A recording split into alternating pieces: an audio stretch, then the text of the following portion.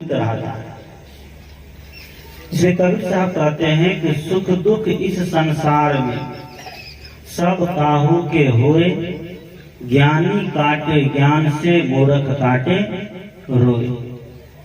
सदगुरु कहते हैं कि सुख और दुख दुनिया में समान रूप से सबको होता है, चाहे ज्ञानी हो चाहे अज्ञानी हो, चाहे विद्वान हो चाहे मूर्ख हो, चाहे महल वाले हो चाहे झोपड़ी वाले हो। ये मन का दुख समान रूप से सबको होता है, लेकिन जो ज्ञानी व्यक्ति होता है अपने ज्ञान से मन के दुख को क्या करता है, समाप्त कर देता है। अभाव में जीवन भले जी लेता है, लेकिन उसके मन में दुख नाम की कोई चीज नहीं आती है। जिसे कबीर कहते हैं कि ज्ञानी काटे ज्ञान से मूर्ख काटे रोए। ज्ञानी व्यक्ति ज्ञान के माध्यम से संत सदगुरु का संग करके सत्संग से के माध्यम से अपने जीवन के जितने दुख है, जीवन की जितनी पीड़ा है, मन के जितने क्लेश है, सबको क्या करता है, समाप्त कर लेता है। अभाव में जीवन जी लेता है, लेकिन मन से प्रसन्न रहता है। अभाव में जीवन जी लेता है, लेकिन भीतर से बिल्कुल गदगद रहता है। कि साधु महात्मा के पास बहुत जगह जमीन नहीं है, रहने के लिए आप लोगों के जैसे उतना बड़ा पक्का महला दुमहला नहीं है, खाने के लिए जैसे आप लोग तरह तरह के व्यंजन खाते हैं, भोजन खाते हैं, वैसा भोजन भी नहीं लेते हैं। साधारण भोजन लेते हैं, साधारण वस्त्र लेते हैं, साधारण कमरे में मिल गए वहां रह लेते हैं, जहां मन होता है वहां रह लेते हैं।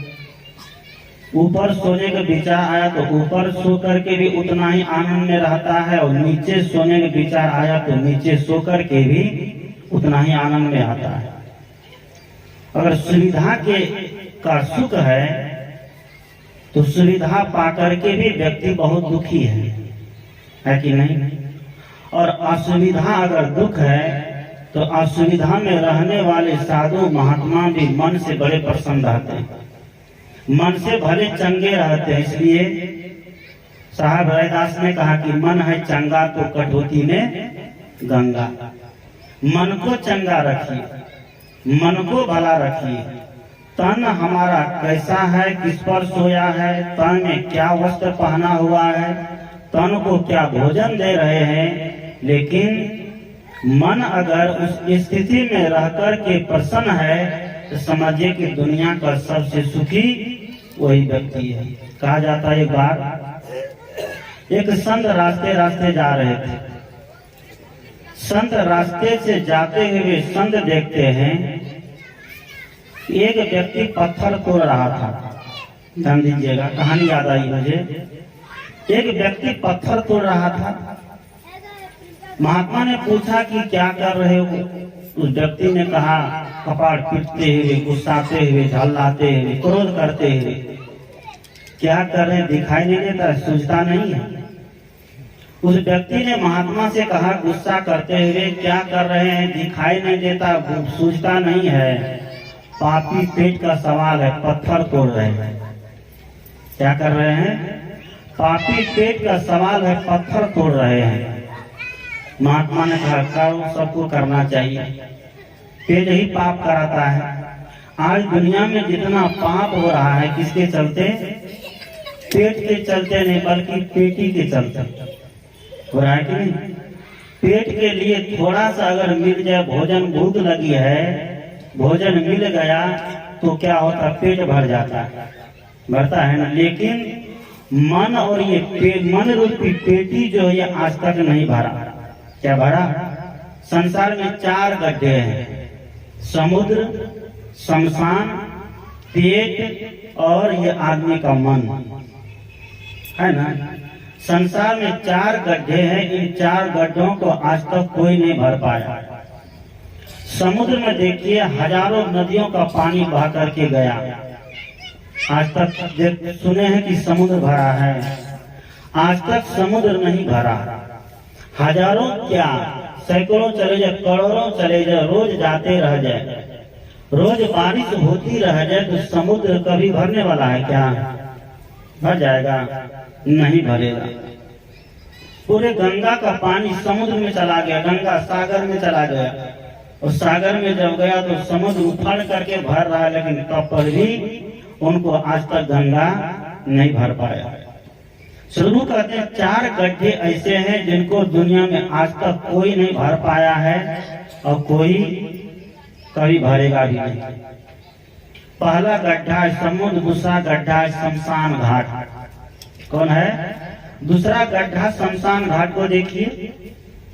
जिस जगह में हम बैठे हैं, जिस जगह हम सत्संग कर रहे हैं, जिस जगह ये मंच बना हुआ है, जिस जगह में ये कैमरा के स्टैंड लगे हुए हैं, हजारों साल पहले, 200 साल पहले, पता नहीं इस जमीन में इसके नीचे कितनी लाशें दफन हुई होगी, दफनाए गए होंगे कि नहीं।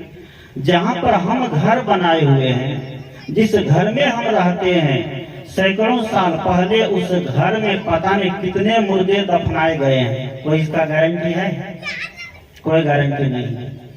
लेकिन आज तक शमशान घाट नहीं भरा। एक आता है उसको जला दिया जाता है, दूसरा आता है उसको भी जला दिया जाता है।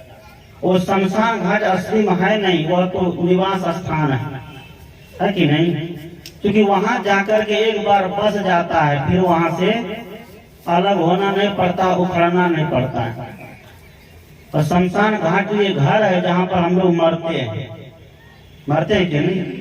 आज सब लोग घर में मरते हैं। कोई कहे कि हम शमशान घाट में जाके मरते हैं, बात बनेगी? नहीं बनी। सब लोग घर में ही मरता है, इसलिए घर को शमशान घाट कहा गया। आप लोग सुनते होंगे एक महात्मा जी एक बटोही जा रहा था, एक महात्मा जी बैठे हैं। बटोही ने गांव का रास्ता पूछा, तो हमको अमुक गांव जाना, मान लीजिए कुरमा गांव ही जाना है। बटोही ने बाबा जी से पूछा कि कुरमा गांव जाना है, किधर से जाए? तो महात्मा जी शमशान घाट की तरफ बता दिया, कुरमा गांव को छोड़ दिया। तो बटोही जो है पहुंचते पहुंचते शमशान घाट चला गया। वहां देखे मुर्दे जल रहे हैं शमशान घाट में। तो बटोही को बड़ा गुस्सा उठा कि महात्मा लोग भी झूठ बोलने लगा है। हम बस्ती के बारे में पूछे तो हमको क्या बता दिया? शमशान घाट का रास्ता बता दिया। लौट करके वह महात्मा जी वहां जाते, वो बटोही महात्मा जी के पास जाते हैं, मुसाफिर महात्मा जी के पास जाते हैं। उसने कहा कि बाबा जी आप लोग भी कब से झूठ बोलने लग गए हैं? आप लोगों से सुनते हैं कि सांच बराबर तप नहीं, झूठ बराबर पाप, जाके हृदय सांच है ताके हृदय आप। तो आप लोग ये झूठ बोलने का काम कब से चालू कर दिए? कबीर साहब का नाम कब से बेचने लग गए हैं? क्या हुआ? उसने कहा हम बस्ती के बारे में पूछे तो आप हमको शमशान घाट के बारे में बता दिए। तो महात्मा जी ने कहा कि ये बताओ, जिस बस्ती को तुम बस्ती कहो तो उसको मैं शमशान घाट कहता हूँ। मुसाफिर ने कहा क्यों?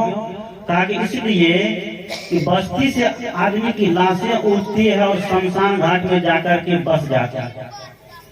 एक बार उनको जला दिया जाता है, एक बार दफना दिया जाता है, वहां से कभी उठने वाला नहीं है। जहां जाकर के व्यक्ति बस जाता है, सब दिन के लिए फिक्स हो जाता है, वहां से उसको हटना नहीं पड़ता है, बस्ती उसी को कहा जाएगा ना।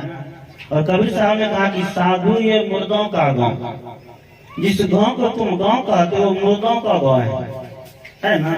साधु ये मुर्दों का गांव, पीर मरे पैगंबर मरिए, मरिए जिंदा जोगी, राजा मरिए प्रजा मरिए, मरिए बैल और रोगी। जिसको तुम गांव कहते हो इसमें पीर मारा है, पैगंबर मारा है, राजा मारा है, वैद मारा है, जोगी मारा है, ऋषि मुनि मारा है, सब इसी गांव से उठ करके गया है। तुम इसको गांव को कब से मान रहे हो? माना जाएगा? इसको कभी गांव नहीं माना जाएगा, क्योंकि साधु महात्मा का सोचने का ढंग जो है वो पॉजिटिव होता है, वो सकारात्मक होता है। साधु महात्मा जो सोचते हैं वो उसका सोचना कुछ संसार से भिन्न होता है, संसार से अलग होता है। क्योंकि संसार से हट करके सोचेंगे तभी हम सुख और दुख की परिभाषा को जान पाएंगे, तभी हम सही और गलत को जान पाएंगे। तो मैंने कहा कि 4 गड्ढे दुनिया में है, जिसमें पहला है समुद्र, दूसरा है शमशान, शमशान भी आज तक नहीं भरा। और तीसरा गड्ढा कौन है? ये पेट। पेट आदमी कितना भी खा ले, सुबह में चढ़ा के खा ले तो शाम तक में क्या होगा? भूख लगेगी नहीं? शाम तक में भूख लग जाएगी। सुबह चढ़ा के खा लेगा, शाम तक में भूख लग जाती है, और शाम में चढ़ा के खाता है तो सुबह तक में फिर भूख लग जाती है। ये पेट कभी नहीं भरता है। मान लीजिए कि थोड़े समय के लिए पेट भर भी जाता है। हमारे दादा गुरु रामसूरत साहब ने कहा कि तन की भूख तनिक है तृप्त पाओ या शेर, मन की भूख अथाह है तृप्त न पाए सुमेर। उसने कहा कि तन की भूख तनिक है तृप्त पाओ या शेर। बहुत खाने वाला होगा तो एक शेर खाएगा, उससे भी ज्यादा खाने वाला होगा 2 शेर खाएगा, उससे ज्यादा खाने वाला होगा 3 शेर खाएगा। ऐसा ऐसा पहलवान बोलता है। अभी हम लोगों को सुनाते हैं कि हम लोग 5-5 किलो 10-10 किलो दही खा जाते थे, और बाराती में जब जाते थे तो बोरा का बोरा मुरही चूल्हा झाड़ देते थे। ऐसे ऐसे पहलवान खाने वाले हुए हैं। तो पेट को कितना चाहिए? पाव या शेर दे दीजिए, भूख लगी तो पेट भर जाता है। लेकिन मन से व्यक्ति पेट भर जाता तब भी कहता है खाओ, कहता है कि नहीं? तब भी कहता है खाओ, और खाते रहता है। खाते खाते इतना खा लेता है, कलेजा तक चढ़ा के खा लेता है, आवाज तक नहीं निकल पाती है, बोल तक नहीं व्यक्ति पाता है। इसे सदगुरु कहते हैं कि व्यक्ति का खाने पर संयम होना चाहिए, व्यक्ति का बैठने पर संयम होना चाहिए, उठने पर संयम होना चाहिए, बोलने पर भी संयम होना चाहिए। जिस व्यक्ति को हर चीज पर संयम रहेगा, कवि साहब ने कहा कि फाम आगे फाम पाछे फाम दाहिने, देर फाम पर जो फाम करे सो फाम है लेर। सदगुरु कहते हैं जो आगे सावधान रहता है, जो पीछे सावधान रहता है, जो दाएं और बाएं सावधान रहता है, जो सब तरीके से सावधान रहता है, वह व्यक्ति कभी दुख पा सकता है क्या? जो चारों तरफ से जो व्यक्ति सावधान रहता है, वह व्यक्ति अपने जीवन में कभी भी दुखी नहीं हो सकता। मैंने कहा संत जाते ही उस महात्मा ने कहा कि तुम क्या करते हो? उसने कहा कि पापी पेट का सवाल है, पत्थर तोड़ रहे हैं। महात्मा ने कहा करो। आगे बढ़ गया। आगे का बढ़ देखता है एक व्यक्ति वही काम कर रहा है, वह भी पत्थर ही तोड़ रहा है। वह साधु बाबा व महात्मा उनसे भी पूछते हैं कि क्या करते हो? उस व्यक्ति ने कहा कि पेट के लिए कुछ मेहनत करते हैं। क्या करते हैं? पेट के लिए कुछ मेहनत करते हैं, परिवार का गुजर बसर के लिए, बाल बच्चे का भरण पोषण के लिए कुछ मेहनत करते हैं। महात्मा ने कहा करो, सबको करना चाहिए। आगे बढ़ गया। आगे जब बढ़ा तो एक तीसरा व्यक्ति भी मिला। वह तीसरा व्यक्ति भी वही काम कर रहा है। क्या कर रहा है? तीसरा व्यक्ति भी छेनी हथौड़ा से पत्थर तोड़ रहा है। महात्मा उनसे भी वही बात पूछते हैं कि क्या करते हो, क्या कर रहे हो? उस व्यक्ति ने जवाब दिया कि गुरुजी भगवान का मंदिर बना रहे हैं। क्या कर रहे हैं? भगवान का मंदिर बना रहे हैं। ये मंदिर बनाने में मेहनत मजदूरी से जो हमको प्राप्त हो जाएगा, उसको ले जाएंगे अपने बाल बच्चे गुजर बसर में लगाएंगे। विचार करिए। कवि साहब कहते हैं कि करहु विचार तो सब दुख जाई। सदगुरु कबीर का सिद्धांत ही है कि विचार करो, आंख मूंद करके किसी बात पर विश्वास करके मानने मत लग जाओ। किसी भी बात को मानते हो तो पहले उस पर विचार करिए।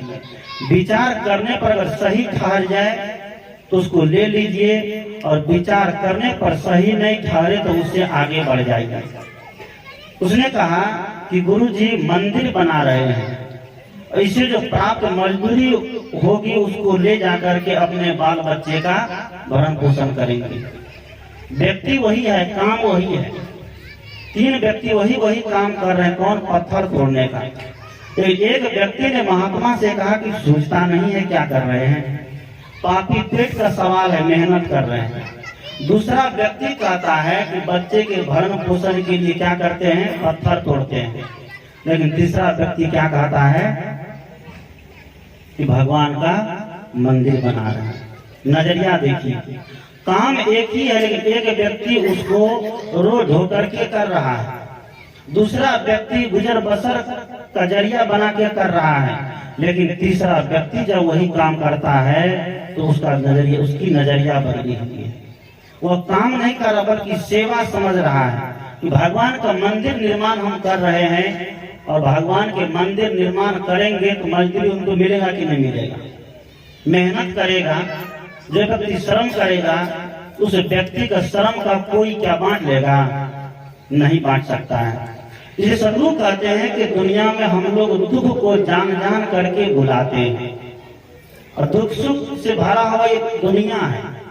दुख सुख इस संसार में सौकाहू के हुए, ज्ञानी काटे ज्ञान से मूर्ख काटे रोए।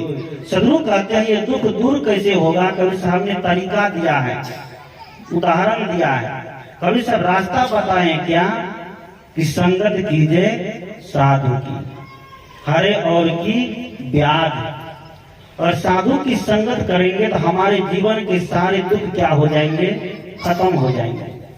कोई दुख रहने वाला नहीं है। दैहिक, दैविक, भौतिक, ये तीन तरह के जो दुख होते हैं, दैहिक दुख और मानसिक दुख, मानसिक रोग, मानसिक पीड़ा। मानसिक पीड़ा क्या है कि काम, क्रोध, लोभ, मोह, राग, द्वेष, इसी को कहते हैं मानसिक रोग। आज मन से व्यक्ति कामी बना है, क्रोधी बना है, लोभी और मोही बना है। कबीरदेव कहते हैं कि जो व्यक्ति इतने सारे दुख को लेकर के चलता है, जो व्यक्ति अपने मन से इतना बीमार हो, तो उस व्यक्ति को दवाई खाने की जरूरत पड़ेगी कि नहीं। और जो व्यक्ति बीमार नहीं है, जो चीज उनको पैरासीटामोल रोज एक ठो खिलाएंगे तो क्या होगा, और बीमार पड़ेगा। इसलिए बीमार व्यक्ति के लिए दवाई है। तो आज दुनिया के सभी लोग बीमार हैं, लेकिन अपनी बीमारी को पहचानता नहीं है। पहचानता है अपनी बीमारी को, वह व्यक्ति पहचान नहीं पाया है। और जिस दिन बीमारी पहचान में आ जाएगी, रोग जिस दिन पकड़ में आ जाएगा, उस दिन व्यक्ति डॉक्टर के पास जाएगा कि नहीं।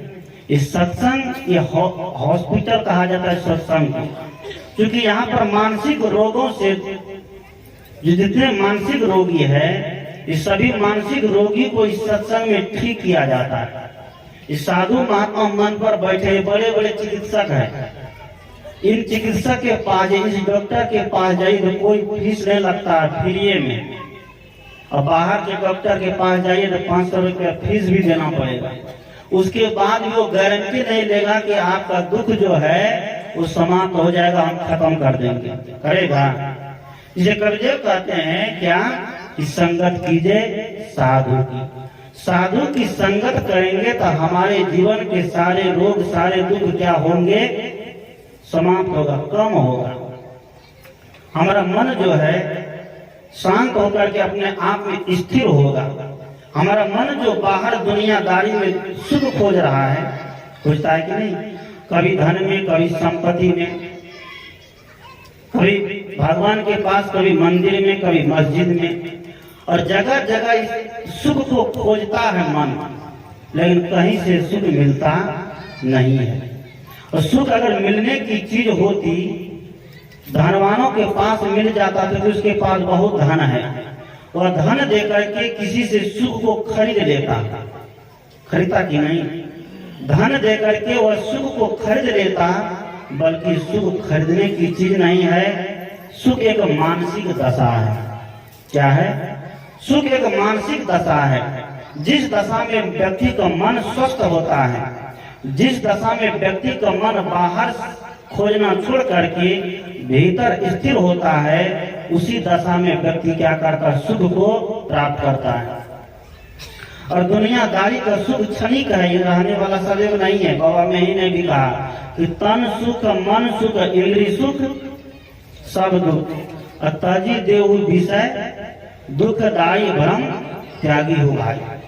बाबा में ही कहते कि तन का सुख, मन का सुख और इंद्री का सुख, ये जितने सुख है ये सब दुख देने वाले हैं। और इंद्रियों के माध्यम से दुनिया में हम जितना सुख लेते हैं वो सारे सुख ये जीव को बंधन देता है कि नहीं। ये इंद्रियां, ज्ञान इंद्री 5 आंख के माध्यम से रूप का ज्ञान लेता है। ये 5 विषयों की आसक्ति जो है ये आंख के माध्यम से ये रूप देखती है आंख। कान के द्वारा जो है शब्द विषय लिए जाते हैं और जीभ के द्वारा रस विषय लिए जाते हैं। स्पर्श, त्वचा के द्वारा स्पर्श का विषय लिया जाता है और नाक के माध्यम से गंध का विषय लिया जाता है। ये 5 विषयों की आसक्ति में इंद्रियां इतनी डूब जाती है कि उनको संसार में ले जाकर के जीव को भटका देती है। और संसार में जो जीव भटक गया उनको कहीं कभी सुख मिलेगा नहीं मिलेगा। जैसे कबीरदेव कहते हैं वो सुख का खजाना, वह सुख का स्रोत, वह सुख का दरवाजा ये सत्संग और संत गुरुजन है। इसे सत्संग को, संत गुरुजन को, इस सत्संग को एक मान लीजिए साधु महात्मा इसको ब्यूटी पार्लर कहते हैं। इसको साधु महात्मा सत्संग को ब्यूटी पार्लर कहते हैं। जैसे ब्यूटी पार्लर में जाते हैं तो चेहरा को साफ कर देता है। बाहर का चेहरा अगर गड़बड़ है, उतना सुंदर नहीं है, तो ब्यूटी पार्लर में जाइए तो काला आदमी को भी क्या बना देता है, गोरा बना देता है। देखने में कुछ दिन तक बड़ा चकमक लगता है, लेकिन जब 10 दिन 15 दिन हो जाएगा तो चेहरा क्या हो जाएगा, फिर बेकार हो जाता है। ऐसे ही कहते हैं। एक जगह के महात्मा एक बड़ी पार्टी में गए थे, शादी विवाह का फंक्शन था, उसमें गए थे। बड़े होटल में महात्मा आमंत्रित थे, बुलाए गए थे। होटल में जब महात्मा जी गए तो महात्मा जी बैठे हुए हैं। गृहपति जो आमंत्रित किए थे उनका जो कुटुंब था वो सब आए हुए थे। एक बहन जी महात्मा के पास आकर के बैठ गई और गृहपति परिचय कराने लगे, हमारे गुरु जी हैं, सत्संग सुनाते हैं, भजन सुनाते हैं, साधना करते हैं, भजन करते हैं। उनके साथ में जो बहन जी थे उनको साधु महात्मा से कोई पता नहीं था कि क्या होता है। उसने पूछा, महात्मा ने पहले पूछा कि तुम क्या करती हो। बहन जी से महात्मा ने पूछा तुम क्या करती हो। बहन जी ने कहा कि बाबा हम ब्यूटी पार्लर चलाते हैं। क्या चलाते हैं? हम ब्यूटी पार्लर चलाते हैं। थोड़ी देर के बाद बहन जी ने भी महात्मा से पूछ दिया तुम क्या, आप क्या करते हैं बाबा जी। महात्मा ने कहा कि हम भी वही काम करते हैं। क्या करते हैं? हम भी ब्यूटी पार्लर चलाते हैं। उसको बड़ा आश्चर्य लगा कि महात्मा जी होकर के, मर्द होकर के ब्यूटी पार्लर चलाता है। ब्यूटी पार्लर चला तो हम महिलाओं का काम है, इनको कहां से ब्यूटी पार्लर चलाने का सीख गया है। उसने कहा कि बड़ा आश्चर्य की दृष्टि से आप ब्यूटी पार्लर चलाते हैं। हाँ, हम ब्यूटी पार्लर चलाते हैं, लेकिन हमारे ब्यूटी पार्लर और तुम्हारे ब्यूटी पार्लर में कुछ अंतर है। क्या अंतर है? तो तुम्हारा ब्यूटी पार्लर किसी एक मार्केट में होता है, मान लीजिए क्या नाम है, कुरमा मार्केट हो। कुरमा मार्केट में तुम्हारा ब्यूटी पार्लर एक जगह हो सकता है, लेकिन हमारा ब्यूटी पार्लर चलता फिरता रहता है, कहीं एक जगह नहीं रहता है। साधु महात्मा का ब्यूटी पार्लर जो है कहीं एक जगह स्थिर नहीं रहता। आज इस गांव में है, कल किसी दूसरे गांव में है। आज देखिए हम लोग का ब्यूटी पार्लर यहाँ लगा हुआ है, आज से कल तक रहेगा, परसों से फिर दूसरी जगह जाकर के लग जाएगा। ये ब्यूटी पार्लर चलते फिरते रहता था। कैसे? उसने कहा कि तुम जो है सफाई करती है बाहर के चेहरे को। किसको? तुम बाहर के चेहरे को सफाई करती है, लेकिन हम बाहर के चेहरे को भी साफ करने का तरीका बताते हैं और भीतर के चेहरे को भी साफ करने का तरीका बताते हैं। तो हमारा ब्यूटी पार्लर और तुम्हारा ब्यूटी पार्लर में इतना ही अंतर है कि नहीं? सदगुरु कहते सत्संग जो एक ब्यूटी पार्लर से कम नहीं, जहाँ पर आकर के व्यक्ति का मन साफ किया जाता है, जहाँ आकर के व्यक्ति के विचार साफ किए जाते हैं, जहाँ आकर के व्यक्ति अपने खाने से, पीने से, कपड़े से, लत्ते तक, सोने तक की व्यवस्था को साफ करते हैं। ये सबसे सुंदर ऐसा ब्यूटी पार्लर कहीं मार्केट में मिलेगा? मिल सकता है? यहाँ फ्री में आपको सफाई की बात बताई जाएगी। भोजन कैसे बनाना चाहिए, बैठना कैसे चाहिए, स्नान कैसे करना चाहिए, बताते हैं कि नहीं। बहुत लोग थाली मांजते हैं तो थाली मांज तो देगा लेकिन धोना नहीं आता है। सर्फ से साबुन से मिट्टी लगा देगा और पानी उस पर डाल करके रख देता है। नहीं, थाली अगर मांजते हैं तो थाली में पूरे ऊपर नीचे हाथ जाना चाहिए, नहीं तो पानी डाल के ऊपर से रख दीजिए। थाली जब सूख जाएगी तो उसमें देखिएगा दाग सर्फ का मिट्टी के दिखाई देने लगते हैं, दिखाई देते हैं। क्यों? थाली मांजना तो हम सीखे लेकिन थाली धोना हम नहीं सीखे। क्या? थाली मांजना हम सीख लिए लेकिन थाली धोना नहीं सीखे। थाली मांज करके ऊपर से क्या करते हैं, पानी हरा के छोड़ देते हैं। सदगुरु कहते हैं कि सारे दुख को मिटाने का काम, सारी मन की पीड़ा को समाप्त करने का काम ये संत और सत्संग करते हैं। इसलिए कवि साहब कहते हैं कि संतन के संग लाग रे तेरी अच्छी बनेगी। ध्रुव की बनी प्रहलाद की बन गई गुरु सुमरन, बैराग रे तेरी अच्छी बनेगी।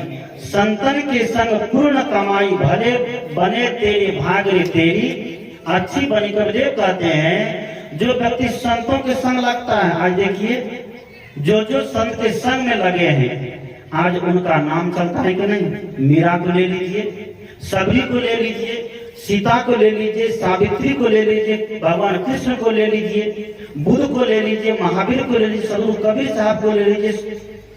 जितने महापुरुष संतों के पीछे चले हैं, संतों के विचार के अनुकूल चले हैं, आज उन सभी के जीवन क्या हो गए हैं, निहाल हो गया।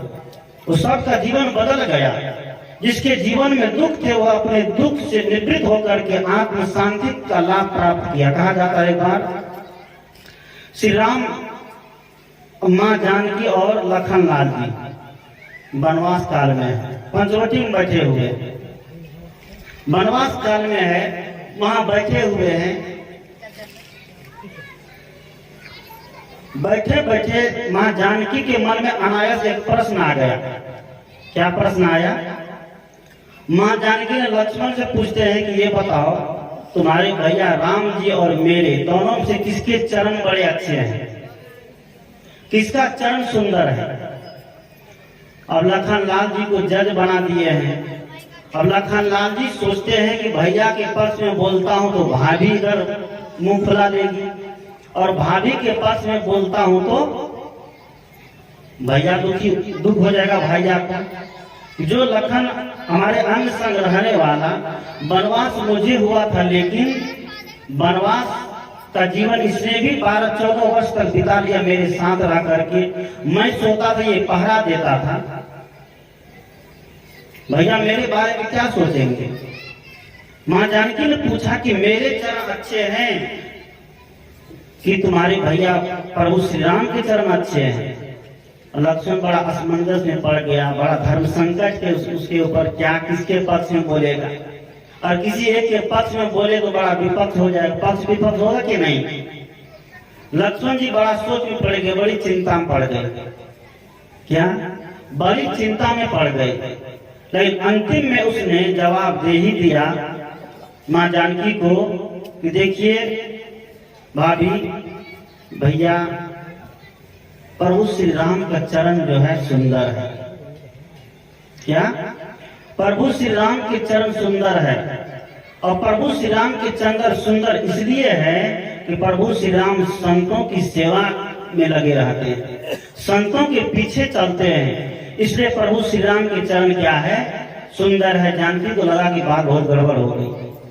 उसने रुकते हुए बोला कि प्रभु श्री राम के चरण तो सुंदर है ही, क्यों कि संतों के पीछे चलते हैं, लेकिन आपके भी चरण बहुत सुंदर है। क्या? कि आपके भी चरण बहुत सुंदर है। आप प्रभु श्री राम के पीछे चलती है, प्रभु श्री राम संत के पीछे चले और आप प्रभु श्री राम के पीछे चली, इसलिए आपके भी चरण सुंदर है और प्रभु श्री राम के भी चरण सुंदर है। और जिनका चरण सुंदर हो गया उसका आचरण सुंदर होगा कि नहीं होगा।